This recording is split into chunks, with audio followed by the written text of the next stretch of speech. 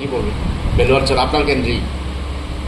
এখানে তো যে জায়গা গঠন হয়েছে বেলুয়ারচর, ওইখানে আমাদের লোকেলেই ছিল, কিন্তু অন্য মথার যে অন্য অন্য জায়গা থেকে, অন্য পোলিং স্টেশন থেকে ওইখানে লোক গিয়ে ওইখানে গণ্ডগোল করার চেষ্টা করেছিল।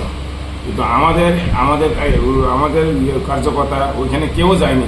যে জায়গাতে কার্যকর্তা ছিল ওইখানেই ছিল। তারা ওইখানে আমাদের কার্যকর্তাকে বাধা দিতে চেয়েছিল, ভোট না দেওয়ার জন্য হুমকি ধমকি দিয়েছিল। এরপর এখানে যারা মথার যে গুন্ডা বাহিনী ওইখানে অস্ত্রশস্ত্র নিয়ে অনেক হামলা করেছে শুনেছি।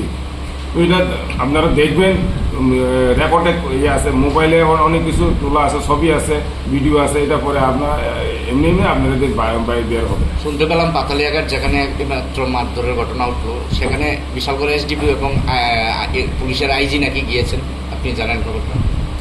গিয়েছিল, কিন্তু ওই সময় তো সেরকম আমার সহযোগিতা পাইনি। যে পুলিং এজেন্ট মানে সকাল থেকেই ওখানে ঢোকার চেষ্টা করছে, ওরা যায়নি। বারে বলছে আমাকে ফোন করেছে, আমরা ঢুকতে পারছি না, আমরা প্রশাসন সাহায্য করছে না।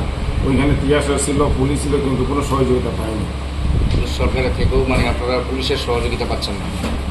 ওইটাই বিষয় তাদেরকে দায়িত্ব দেওয়া হয়েছে এবং দায়িত্ব ঠিকভাবে পালন করছে না। ওইটাই আমি প্রশাসনের কাছে এবং মাননীয় মুখ্যমন্ত্রীর কাছে আবেদন রাখবো। যাদেরকে দায়িত্ব দেওয়া হয়েছে পুলিং স্টেশনে, কিন্তু সারা সঠিকভাবে কাজ করছে না, ওইটা যেহেতু আইনিভাবে দেখে। আপনি যে ভোটদান করেছেন, আপনার কি কোনো সমস্যা হয়েছে ভোট দিতে? না, আমার কোনো সমস্যা হয়নি। আমি তো যেখানে যাই এখানে সবার সঙ্গে কথা বলে যাচ্ছি, কিন্তু আমি যাওয়ার পরে, আমি আসার পরে আবার তারা শুরু করে দেয়, পুলিং এজেন্টকে ধমক দিয়ে বের করে দেয়। আর যারা